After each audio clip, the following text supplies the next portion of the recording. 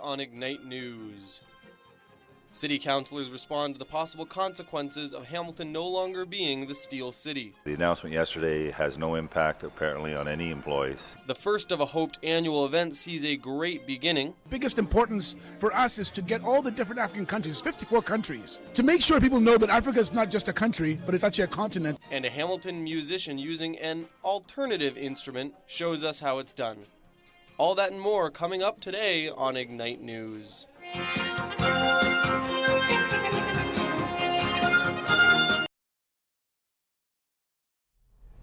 Good morning and welcome to your Ignite News for Tuesday, November 5th. I'm Noah Salo. And I'm Brittany Medeiros. Here's what's making news. With the impending halt of Hamilton steelmaking prompted by a decision by U.S. Steel, the city has renewed a steel committee. They seek to help with jobs and pensions of people affected by the halt of steel manufacturing in Hamilton. The committee is set to meet on Thursday. It's their first meeting since 2010. U.S. Steel announced the impending halt of steel and iron production last week, and the controversial decision has caused uneasiness throughout the city. Ignite News reporter Rachel Williams discusses this with the City Council.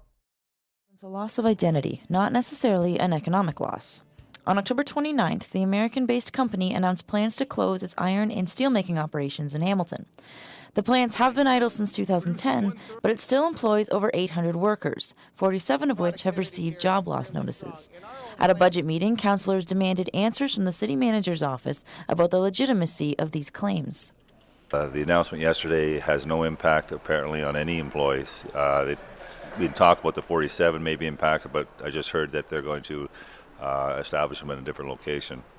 Ward 8 Councillor Terry Whitehead, along with several city staff, voiced their concerns for what's going to happen to the 8,000 pensioners under U.S. Steel contracts, the 1,000 acres of brownfield land, and future budgetary impacts.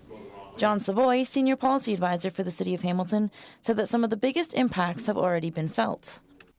In 2009, U.S. Steel shut down all their operations because of the recession that the entire country was experiencing, and what we saw was a reduction of 400,000 cubic meters of water from U.S. Steel, and that represents approximately $600,000 worth of revenue that basically was reduced in 2010.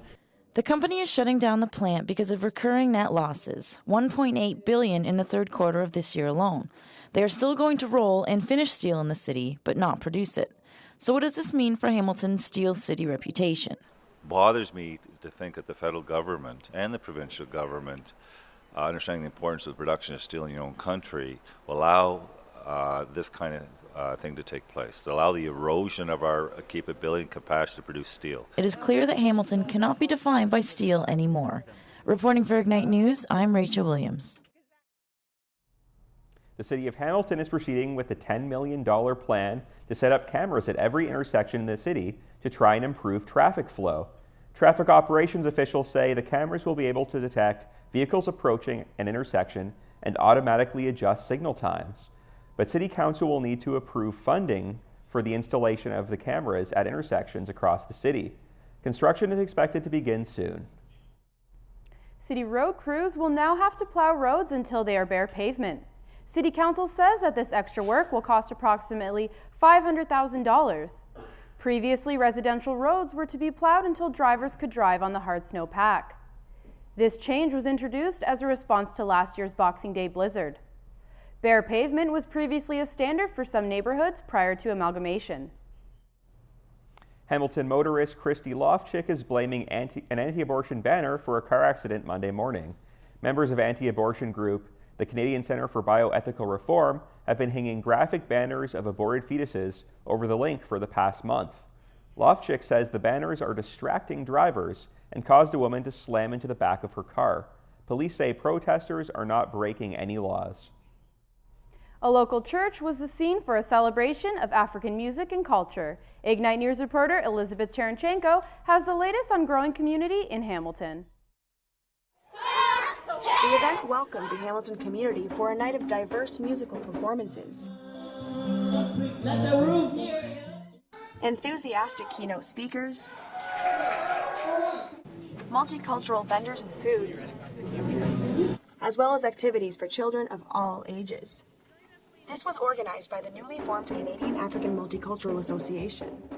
The CAMA president, Omsilama Abdul Saeed, explained why she thinks Hamilton needs a group like this. We are looking to our organization, to our people, from a cultural perspective.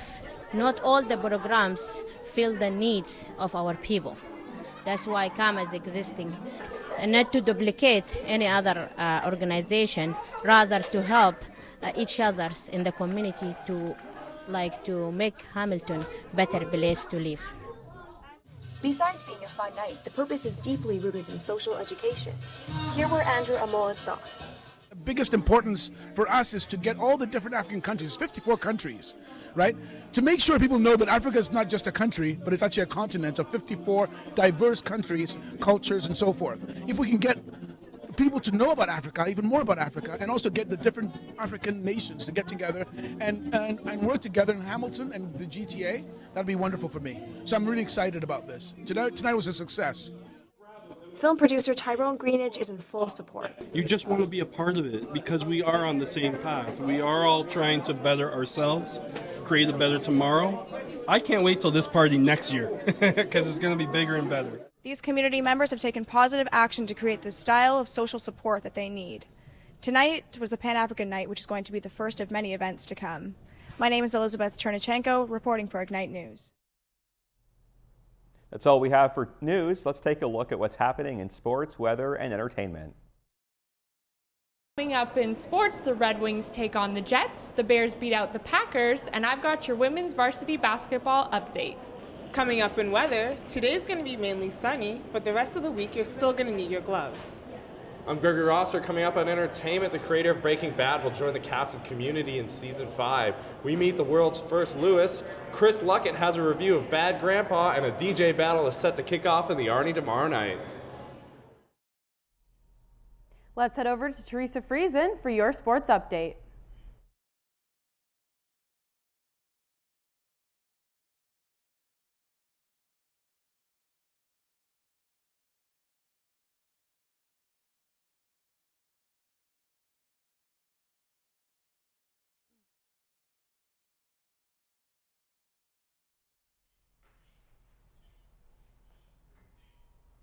Thanks, Brittany. In the NHL last night, the Jets finally lived up to their name, roaring out of the gate at full speed as they outskated and outshot the Detroit Red Wings 4-2.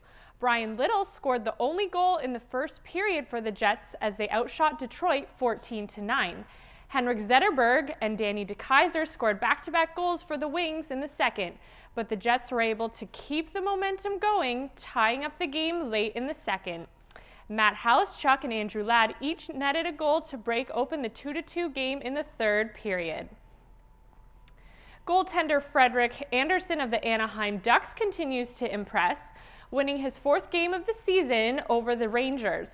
Andersen is now 4-0 on the year, with the Ducks finishing their longest road trip of the season with a 2-1 win over the Blue Shirts. Anaheim's two first-period goals, scored by Corey Perry and Kyle Palmieri, dug an early hole in New York's game plan as they struggled to generate any offense. With the win, the Ducks move into first overall in the Western Conference. In Monday Night Football action, the Chicago Bears headed into Wisconsin and handed the Green Bay Packers a 27-20 loss. Packers quarterback Aaron Rodgers left the game in the first quarter with an apparent shoulder injury. Backup quarterback Seneca Wallace completed the game, going 11 for 19 with one interception. The Chicago Bears were also playing without starting quarterback Jay Cutler. The win moves the Bears into a three-way tie with both the Packers and the Detroit Lions for the NFSC North Division lead. The Mountaineers women's basketball team has been dominating the court so far this season. I made it out to practice this week to find out the secret to the team's winning ways.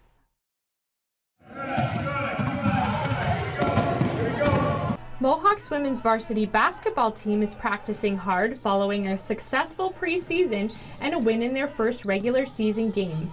The team went 7-1 in the preseason and won the Georgian Grizzlies Fall Classic tournament last weekend. Head coach Kevin Duffy says the Fall Classic win gave the team confidence going into their first regular season game. The thing that was nice about that tournament was that we played 3 games, and the girls, everybody, there was different people that were stepping up. We weren't relying on the same 1 or 2 players. Everybody stepped up, whether it was offense or defense, played their role, scored, rebounded, whatever we asked them to do. The team kicked off their regular season against Redeemer College with an 86-69 win last Wednesday. Duffy says that although the team played well on the offensive end, their defensive game cost them a number of points during the game. We are focusing on this year is trying to play upbeat basketball, move the ball, pressure defense, get out on the fast break. Our first regular season game against Redeemer, we did that well enough. We scored 86 points, which was fantastic, but we just didn't do that at the defensive end. Our defense was a bit lacking. We had limited players. We were a little bit slow on our transition and on our rotation, and that ended up costing us a lot of different points in the game. The team travels to St. Clair College this Friday for their second game of the season. Reporting for Ignite News, I'm Teresa Friesen. And that's all for me with your sports. Let's pass it on to Gregory for your entertainment news.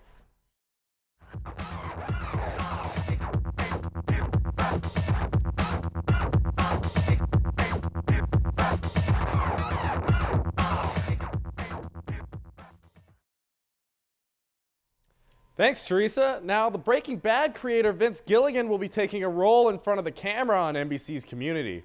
For its 5th season, Gilligan will play a smooth-talking gold digger that causes tension between Annie and Abed. Now, the guest spot is one of many projects on Gilligan's plate, who is also working on a Breaking Bad spin-off, Better Call Saul. Now, the creators of Jackass are at it again, this time shocking real people with fictional character Irving Zisman.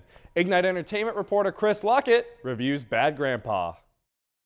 When Borat came out in 2006, it was one of those shifts in comedy that often heralds a new age and style of humor. Many waited to see what would follow. We got Bruno, and that was it. The reason Sacha Baron Cohen's brand of prank comedy didn't take off was because it's really hard to do well. What separated Cohen's movies from just for laughs gags were his talent, his courage to goad angry people, and his sheer devotion to the bit. Johnny Knoxville, sadly, is no Sacha Baron Cohen. The star of the Jackass franchise, Knoxville has always been great at committing to a gag, but he doesn't have much acting talent, which really hurts Bad Grandpa whenever it starts wasting time on its irrelevant plot. Knoxville plays Irving, a horny, rude 80-year-old whose wife has just passed away and who's put in charge of driving his 8-year-old grandson, Billy, across the country. Everywhere they stop, a catastrophe of awkward embarrassment or graphic injury awaits. The hook of these scenes is that only Knoxville and Nickel know they're being filmed by cameras. Everyone else is unaware they're in a movie. Yes, here, try to adjust it a little. Whoa! Whoa, go! Whoa! Whoa, go! Whoa! What? Stop! Whoa, stop! Unplug it! Oh my God! What are you trying to do to me? The prank scenes provide all the laughs of the movie, although far fewer than you'd expect considering it's from the guy who brought you Jackass. Many scenes just don't go far enough, with Knoxville seemingly afraid to push his victims too far. The biggest problems, though, are the scenes connecting all the pranks, where Irving and Billy waste time bonding.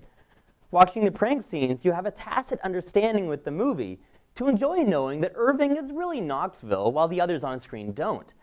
Once it's just him and Billy, though, Knoxville never drops the act, which eventually feels like an insulting betrayal of that agreement between movie and viewer. Should I get a basket? No, we ain't gonna need one. They won't notice a thing. That's how it looks most of the time anyway. Come on. Bad Grandpa wants to function both as a Borat-style prank movie and as an immature road trip comedy, but it can't have it both ways, and it doesn't commit enough to either one. The bonding scenes seem like a prank on the audience, and the prank scenes are too few and too mild. If this was all Johnny Knoxville had in him, he should have just done Jackass 4. Bad Grandpa gets 2 stars out of 5.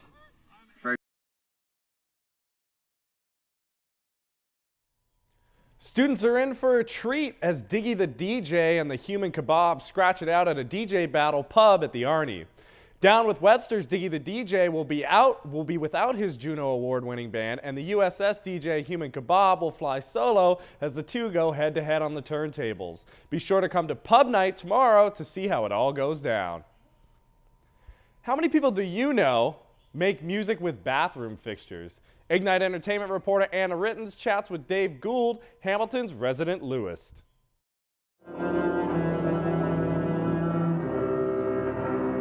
This is Hamilton's own Dave Gould. He is the world's greatest Lewist. As far as we can tell, the only Lewist. This is my musical toilet. It's I think it's a 1942 standard.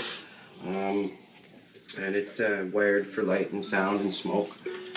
This is cool.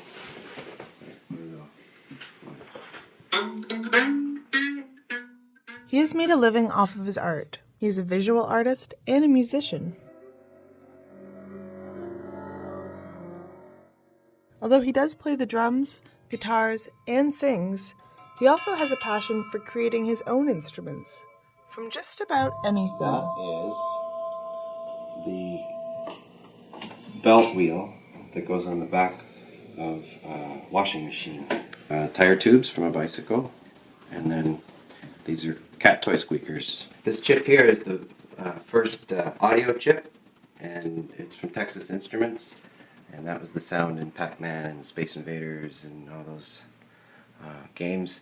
And all these pots and switches access all the sounds available on there. And I use it as a musical instrument, and I call it the Texas Twister. Not surprisingly, in his newest album, Yukon Gold Rush, he's trying something different. It's 14 soundscapes that I recorded while in the Yukon. I traveled for 2 weeks to various schools and communities, and recorded kind of found sounds and did some improvisation with the kids, and came home with all these files, put it all together, and came up with this CD. So it's kind of like a non-idiomatic children's album. He's been nominated for over 10 HMAs, and this year he won the award for Established Artist in Performance. Now he can finally say he is an award-winning Lewist. Reporting for Ignite News, I'm Anna Rittens. Today's Tech Talk features a review of the iPad Air. With us in the newsroom is Rob Spatafora. Rob, what did you think about the iPad Air? Thanks, Greg. Ranging from $519 to $949, this slick device is much more versatile than previous models. However, reviewers and fans alike have found that pieces of hardware are heavily glued together. Not too much to worry about though, as the glue decreases the overall weight of the product. Let's check it out. The iPad Air is only 7.5 millimeters thin and weighs only 1 pound. Coming equipped with the new A7 chip, the iPad Air is a very powerful piece of machinery. Because of this efficiency, the battery could get smaller without resulting in any battery loss. When shrinking the size of the battery, they were able to make the iPad much lighter. The iPad Air is so thin, it is thinner than your average B2 pencil. What Apple is trying to emphasize about this new product is that they don't want you to be worried about taking it out and using it. It's meant to be taken places and handled with. The durability of the product inspires confidence, meaning you will be able to use it whenever you want and have fun with it as well. With less mass, the iPad will still retain its structure. The iPad Air is Apple's most advanced iPad yet.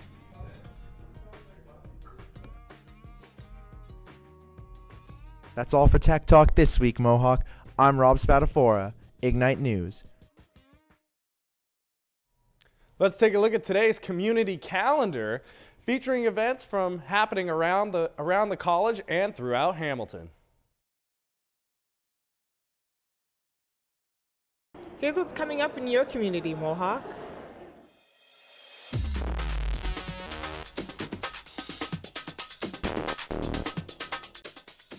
The second annual Skill Trade Show is happening today at the Start campus. You'll get a close-up look at some of the newest and most innovative tools of the trades, with demonstrations, prizes, and complimentary food and refreshments. The show runs until 2 p.m. Wondering how to best use your talents? There's a Discover Your Strengths workshop at 6:30 tonight at the MCACES Resource Center, room 114 at the Fennell campus. The workshop is free. And tomorrow, Mohawk College Public Relations students are holding a perishable food drive and monetary donation booth for the United Way. The drive will be at the MSA wing on Fennell campus, near the Pizza and vending machines. They will be also collecting goods and monetary donations on Wednesday, November 6th from 12 to 1, Tuesday, November 12th from 10 to 12, and Wednesday, November 13th from 12 to 1.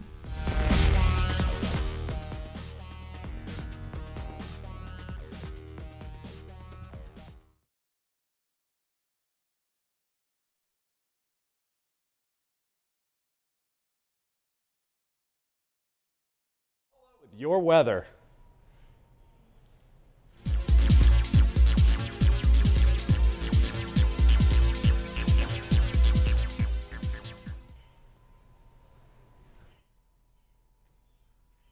Thanks, Greg. Today in Hamilton, it is currently sunny at 6 degrees.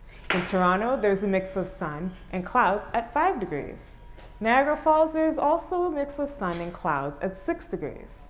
In London, it's sunny with a mix of clouds, currently at 7 degrees. And in Windsor, it's cloudy at 9 degrees. Hamilton will have sun and clouds all throughout the day with a high of 7 degrees and a low of 3. Moving over to Toronto, we'll see a few clouds today with a high of 8 and a low of 4 degrees, with chances of rain and showers this weekend. Niagara will see a high of 7, cloudy with periods in the morning, and a low of 4 degrees, being mainly cloudy for the rest of the evening. London will have a variable cloudiness with a high of 7 and a low and clear breaks all afternoon with a low of 4. Lastly, it will be cloudy today with a high of 10 and a low of 6 degrees. Looking at the next 24 hours in Hamilton, this evening will be a high of 12 degrees. It will get cloudy overnight with a low of 6 degrees. Wednesday morning will remain cloudy, standing at 6 degrees. Looking ahead at the next 5 days, tomorrow will be mainly cloudy with some showers and a high of 12 and a low of 6 degrees. Thursday will be mainly cloudy with a high and low of 8 degrees. Friday is a mix of sun and clouds with a high of 6 degrees and a low of 1 degree. Saturday is also a mix of sun and clouds with some showers. It will be a high of 6 and a low of 3 degrees. And then Sunday, there will be a 40% chance of showers. It's a high of 6 and a low of 4 degrees. That's all for weather. Let's check back to Noah and Brittany at the news desk. November is finally here, and that means the return of the mustache. Benjamin Garrett tells us how you can pay it forward and get involved in the November movement. The leaves have fallen, the weather is getting much colder, and daylight savings time is officially kicked in. That can only mean one thing. It's time for Movember. For 11 months out of the year, our lady friends can enjoy our clean-shaven upper lip, or complain all they want about any stubble. But when November rolls around, it's time to bust out the stashes in support of men's prostate cancer. So how can you get involved? Well, it's easy. If you want to participate and grow a stash, just go to ca.movember.com and click Sign Up. Choose whether you are growing on your own or as part of a team and enter your name and email address. Next, fill out your MoSpace and upload a picture. Just send out a quick email to friends and family telling them that you're participating and start growing that glorious mustache. If you're interested in donating to a MoBro, head over to the profile and click on Donate to Me or Donate to Team if they're on one. Select the amount that you'd like to donate, and then, if you'd like, leave a message. And finally, choose your method of payment and then hit Donate. That's it for this edition of Pay It Forward. I'm Benjamin Garrett for MLink. That's all your Ignite News for today.